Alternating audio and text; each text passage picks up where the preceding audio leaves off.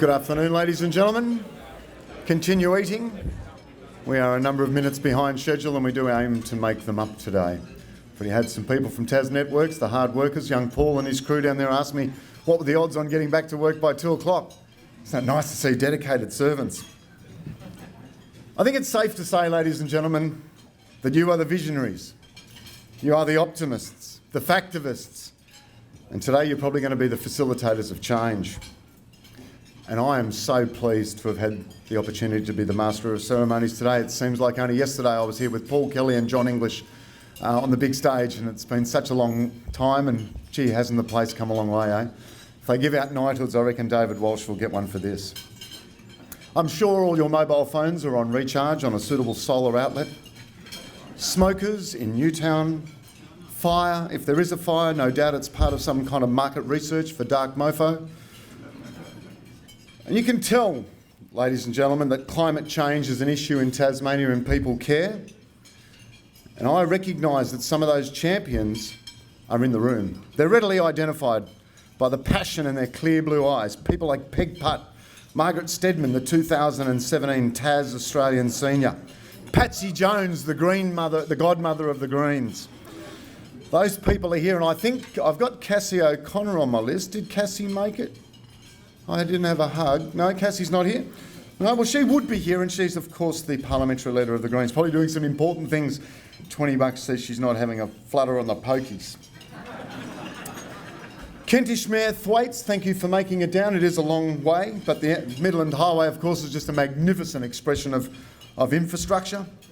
I have to acknowledge MLC's Kerry Finch and Rob Valentine. Lovely to see you, Kerry, all the way down from God's country. And Rob Valentine, of course, I didn't recognise you without your hat. Sorry about that. Now, today, of course, ladies and gentlemen, happens because of the support of people and companies. You know, it's not often that you have a meal like this at a function when you're talking about it all, you know, other matters. So, you know, I don't know who the chef is, but what an incredible meal. And a big hand to Mona too, of course, for that. Tas government as well. Here. I don't know if Stuart Clues is representing the Tasmanian government today, but it's lovely to see you, Stuart, and thank you for your sponsorship. The Richard Jones Memorial Fund and Australian Ethical Investment too. Good people to deal with. I'm a bit choked when I come into this room because it was not 20 years ago that I stood there just over there as the cellar door manager for Marilla, and I worked for Claudio Alcorso, Julian Alcorso, the Trust Bank, and also then for David Walsh and his crew. And I'll let you on a little secret, ladies and gentlemen. When I worked here, there wasn't a water meter on the water main, so the whole vineyard was watered by your generous tax contribution towards... No wonder Tas Water's such a hot potato. The Pinot crop will be terrible. You know, I don't know those of you who have walked around Mona much now, but just over the edge there are some of the oldest and longest living areas by our Indigenous brothers and sisters. And I've never been more certain of a function that the Palawa people would be proud that this is being held right here, right now, on their land. Ladies and gentlemen, today's about action. What we can do this afternoon. The micro, the macro. How the money flows globally. How all that fixes what we're doing and how we are. Well, that's way above my pay grade. But 30 years ago, Australian Ethical Investment started. And ladies and gentlemen, please welcome the CEO and Managing Director, Phil Vernon.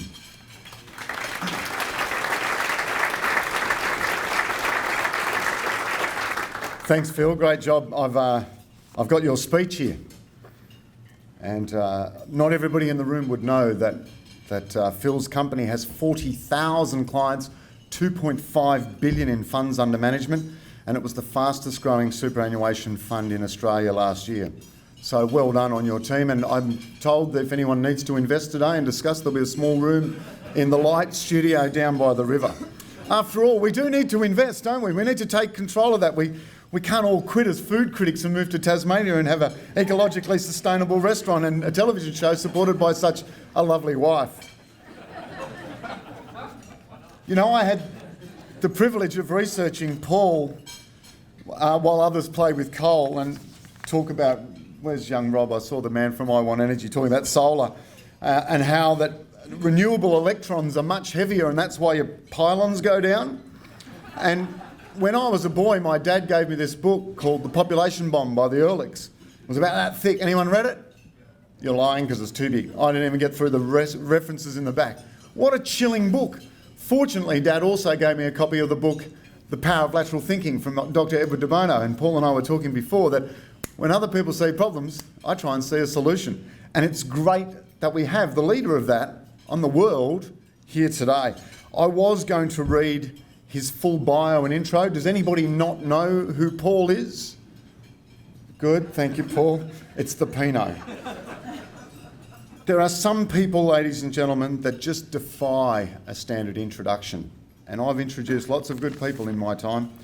And while the IT boys sit here and worship the great Apple God, you know, when Mr. Vernon was talking shortly and briefly about the new model for the financial system, I'm pretty sure there's a lot of people here who are going to say, hear, hear.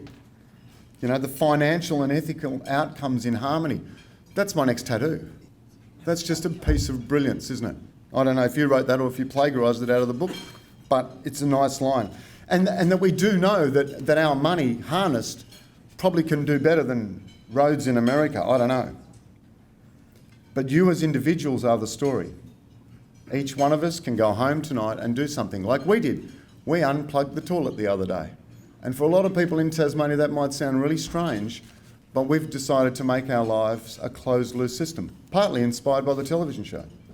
You know? So be assured you have the power, and people look at me like I'm a fragrant greenie and an activist and say strange things about me and threaten me. And my friend of mine the other day said to me, John, you're not actually a leader until people totally and vehemently argue and disagree with you. Fortunately, they can't do that with our guest speaker. Please welcome Paul Hawken. I'm reminded that there's no profit and loss on a dead planet. And Paul set me straight earlier on, ladies and gentlemen, when I put my name in for the trip to Mars. He said we need to get this planet right first. And unfortunately, I agree. So I've ordered my broccoli burger from Mood Food for the way home. And I'm issuing a prospectus for Kelso Kemp this afternoon. And that's where it's at, isn't it? It's one man, one woman, one change. And I thank you, Paul, for the global overview. And I'm sure everyone in the room are pretty freaked out by the numbers. I was freaked out by the numbers. Some of them look so large, they look like David Spend here at Mona. And it's not over yet. We're going to thank our sponsors again, the Australian Ethical Investment people, writing up policies this afternoon out in the foyer. The Tasmanian Climate Change Office. It's just nice to know that we have a climate change office in Tasmania. Mona, of course, and the Richard Jones Memorial Trust. Ladies and gentlemen, this is the action part. I'll be going and getting the microphones in a sec for walking around the room. Many of you know that Todd Houston has been the Executive Officer of Sustainable Living Tasmania for 8 years. Leadership in action, ladies and gentlemen. You might not know he previously worked as an electronic engineer for a Tasmanian manufacturing business. He's an academic researcher in renewable energy systems and a humanitarian engineer for Engineers Without Borders. He's passionate about helping people to live happy, healthy and sustainable lives. To make it accessible, please welcome, ladies and gentlemen, Todd Houston.